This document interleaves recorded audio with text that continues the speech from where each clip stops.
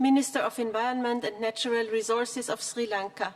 Your Excellency, Mr. Patali Champika Ranavaka, you have the floor. Madam President, Excellencies, ladies and gentlemen.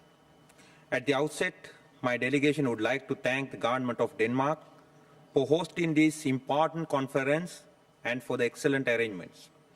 We would also like to extend our appreciation to the UNFCCC Secretariat for its active facilitation. Madam President, I have the honor to deliver this statement not only on behalf of Sri Lanka, but also as the chairman of the South Asian Association for Regional Cooperation, SAARC, which has 8 member states: Afghanistan, Bangladesh, Bhutan, India, Maldives, Nepal, Pakistan and Sri Lanka, covering 1/4 of humanity in the world. The member states of SAARC remain concerned about the adverse effects of climate change on human lives, livelihoods and population in South Asia. The island states, low-lying regions and lone coastlines of South Asia face serious threat from climatic variation and adverse effects of climate change, including sea level rise. The Himalayan region and adjacent mountainous countries and river basins are also particularly vulnerable to catastrophic consequences of accelerated glacier melt and associated risk. Madam President, SAARC reiterates that in view of the historical high levels of greenhouse gas emissions to which the South Asia made insignificant contribution, adherence to the principle of common but differentiated responsibilities is critical in combating climate change in accordance with the principles and provisions of the Convention and its Kyoto Protocol. Given the vulnerabilities, inadequate means and limited capacities, we are of the firm view that developed countries must commit to ambitious and binding greenhouse gas emission reduction targets. The long-term cooperative action of parties must include equitable sharing of atmospheric space, provision of adequate financial resources for adaptation, NAPAs, capacity building and technology development, and transfer for combating climate change as per the Convention.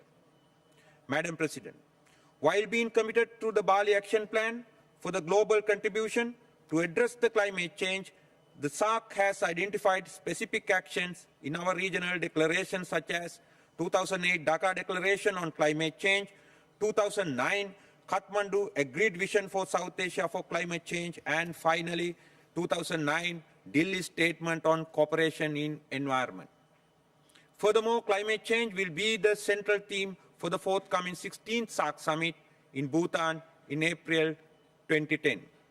Madam President, Excellencies, ladies and gentlemen, let me now deliver my country statement. Sri Lanka is highly vulnerable to the impact of climate change.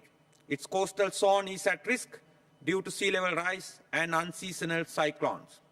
While the central mountains are exposed to severe landslides, climate change also affects our food and water security. Last year, we lost our harvest by 15% due to excessive flood, and this year 20% due to droughts. The climate change challenge thus jeopardizes our sustainable development effort. Madam President, the present energy and resource-intensive development strategies cannot be sustained. The concept of preserving the natural environment for all living beings is embedded in our ancient civilization that has had an uninterrupted script for over 2,500 years. That civilization is endangered if the global community fails to care and share the limited resources of Mother Earth. In a contemporary context, in order to mitigate adverse impacts, the government of Sri Lanka has launched a new program named Green Lanka and established a National Council for Sustainable Development under the leadership of President Mahinda Rajapaksa to ensure long-term sustainability of the development process of the country. Following the recent liberation of the North and East from terrorism, we have now initiated a strategic environment impact assessment there. Madam President, technological advancement with the transfer of appropriate technology and substantial and adequate financial resources is paramount to make the country climate resilient and to secure sustainable socio-economic growth. I sincerely hope that outcome of the negotiations in Copenhagen will fulfill the long-term objectives of the Convention and the Kyoto Protocol by sealing a comprehensive deal in this city. I thank you. May Triple Gem bless you.